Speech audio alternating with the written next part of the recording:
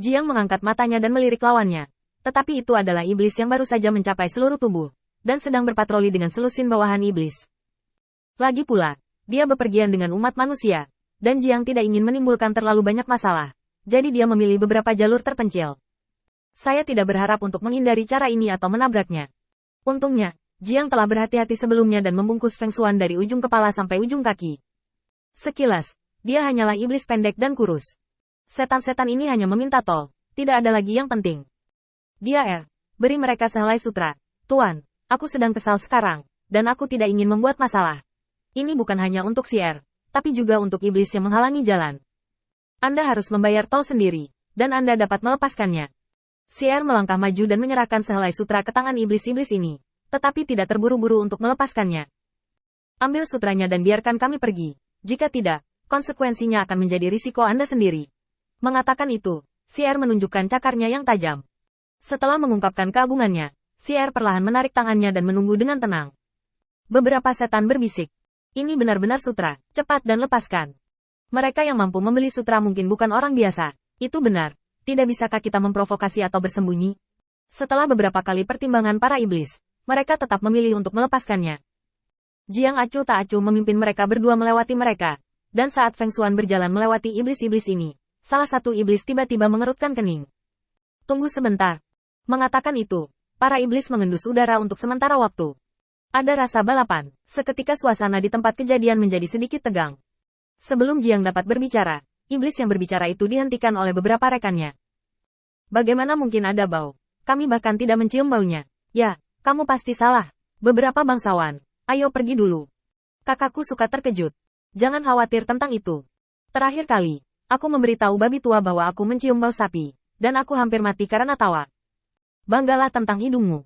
Di antara penjelasan memalukan dari beberapa iblis, Jiang tidak menganggapnya serius, dan menyapa si dan Feng Xuan untuk pergi bersama. Jiang mengambil keduanya tanpa berpikir terlalu banyak. Lagi pula, dengan kehadiran Feng Xuan, mereka mengalami banyak pasang surut di sepanjang jalan. Sudah setengah bulan, dan saya belum pernah melihat angin kencang dan ombak selama periode ini. Jiang tidak peduli dengan gangguan kecil ini. Hanya saja si menyarankan kepada Jiang setelah beberapa pemikiran. Jiang Gongxi, menurut saya masalah ini aneh. Alasan saya adalah ini. Pertama-tama, mereka tahu sutra, yang berarti mereka tidak hanya menjarah, tetapi berhubungan dengan orang-orang di kota iblis, dan mereka berada di tingkat atas. Jika tidak mereka akan menghubungi tanpa sutra. Kedua, membunuh umat manusia adalah prioritas utama ras iblis saya sekarang. Mereka memiliki cara untuk pergi, dan kebanyakan dari mereka akan menemukan peluang untuk mengejar dan menghalangi kita.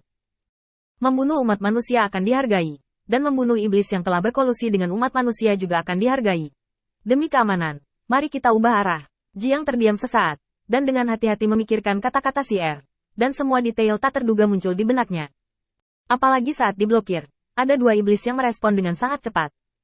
Memikirkan hal ini, Jiang segera mendatangi Feng Xuan dan mencium baunya dengan hati-hati. Kamu mengambil dua langkah. Saat Feng Xuan melangkah maju, sebuah aroma keluar dalam sekejap. Jiang mengerutkan kening secara langsung.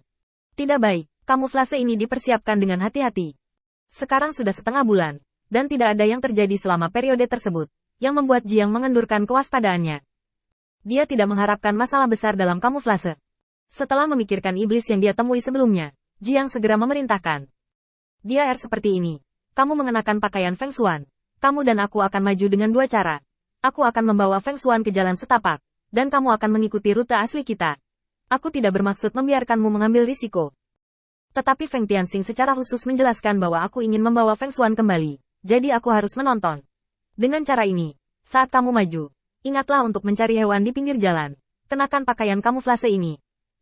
Lalu kamu akan mengambil jalan memutar untuk bergabung dengan kami. Si mengangguk dengan cepat mengambil pakaian penyamaran Feng Xuan, muncul langsung di luar, dan langsung lari. Jiang menghela nafas dan membungkus Feng Xuan. Tenang.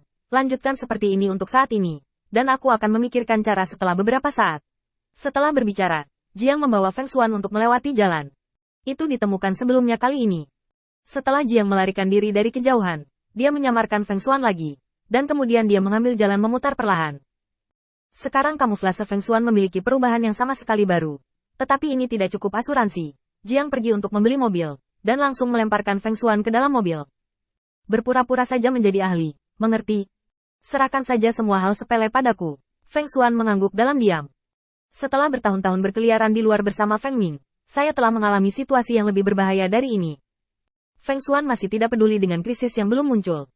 Saat kereta bergerak maju sedikit, Jiang juga memperhatikan sekeliling dengan gugup. Gerbongnya cukup mencolok, dan jika iblis menemukannya, mereka pasti akan bergegas secepat mungkin. Tidak lama kemudian, tim iblis mengamuk. Pengemudi di sana, bisakah kamu melihat ketiga setan itu lewat? Begitu Jiang mendengar suara itu, dia segera tersenyum. Beberapa orang dewasa, saya belum pernah bertemu apapun kecuali Anda di sepanjang jalan. Apakah Anda mencari seseorang? Tuan saya ada di dalam mobil. Mengapa saya tidak memberitahu tuannya? Tepat atas undangan hangat Jiang, kelompok iblis itu berbalik dan pergi. Apa gunanya memeriksa gerobak ini? Melihat kecepatan lambat ini, belum terlambat untuk menunggu sampai Anda tidak dapat menangkapnya dan kemudian menyelidikinya secara menyeluruh. Kamu dengan caramu sendiri. Jika kamu menemukan ras manusia, segera laporkan. Setidaknya ada satu ras manusia di antara tiga ras iblis. Mereka tidak lemah. Sebaiknya kamu tidak bertindak gegabah. Tim yang terdiri dari ratusan setan ini meraung lewat. Jiang menghela nafas panjang, bersandar pada kereta, dan melambaikan cambuk di tangannya. Ada yang salah dengan ini. Menurut akal sehat, meskipun iblis selalu mengepung umat manusia, iblis ini bergerak terlalu cepat hari ini. Kamuflase ulang ini hanya sesaat, dan iblis telah membentuk tim untuk mencari. Dan, bukan hanya satu tim. Jiang mendengar suara kepakan sayap dari belakang, mendongak, dan melihat ratusan setan melebarkan sayapnya dan terbang ke tempat ini. Masing-masing kuat dan agung. Pertempuran ini saja sudah cukup untuk menakuti kebanyakan orang. Tapi mereka hanya melirik Jiang dan mengabaikannya. Lagi pula, jika gerbong ini memiliki petunjuk, kepala Xian pasti sudah dikepung sejak lama.